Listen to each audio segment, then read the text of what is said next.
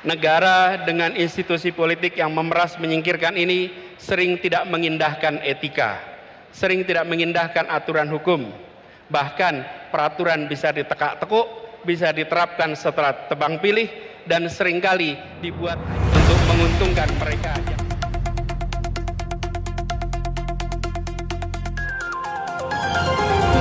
Pidato di Milad PKS, Anies Baswedan singgung institusi politik yang memeras. Anies Baswedan menyampaikan pidato tentang ekonomi ekstraktif, institusi politik dan ekonomi inklusif di hadapan simpatisan dan kader PKS di Istora Senayan, Jakarta, Sabtu 20 Mei 2023.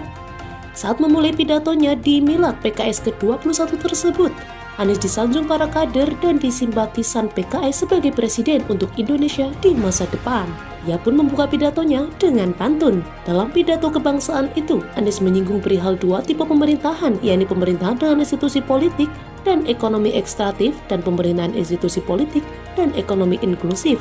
Institusi politik ekstraktif itu bersifat memeras, menyingkirkan, dan bersifat inklusif atau melayani negara, katanya. Anies menyinggung bahwa institusi politik dan ekonomi ekstraktif biasanya untuk kepentingan kelompok, di mana pemerintah tersebut mengkonsolidasi kekuatan kewenangan pada suatu pimpinan, pada satu grup, pada suatu kelompok kekuasaan yang tidak disebar dan tidak dibagikan semua negara. Tak hanya di institusi politik ekstraktif, kata Anies, memberikan batasan dalam partisipatif publik, mengendalikan dengan manfaat kekuatan politik yang dimiliki atau abuse of power. Bahkan mereka yang berbeda pikiran politiknya sering dipikirkan dari arema negara dengan institusi politik yang memeras dan meningkatkan ini sering tidak mengindahkan etika, sering tidak mengindahkan aturan hukum. Kata dia di hadapan masa PKS, Anies meyakini pemerintah dengan institusi politik dan ekonomi ekstraktif bahkan membuat peraturan ditekuk sesuai kepentingan teratur, sesuai kepentingan tertentu ketika diterapkan. Setelah tebang pilih seringkali dibuat hanya untuk menguntungkan mereka yang sedang berada di dalam lingkar kekuasaan, ujarnya. Anies bahkan menyelotok agar kondisi institusi politik dan ekonomi ekstraktif tersebut tidak terjadi di Indonesia. Mudah-mudahan tanda-tanda seperti ini tidak ada di negeri kita, katanya. Lalu Anies melempar tanya ke audien, ada atau tidak yang merasa kondisi demikian di Indonesia? Pertanyaan mantan Gubernur Jakarta itu pun disambut sorak-sorak oleh audien. Jangan sampai ada, karena itu tanda-tanda jauh dari kesuksesan, ucapnya.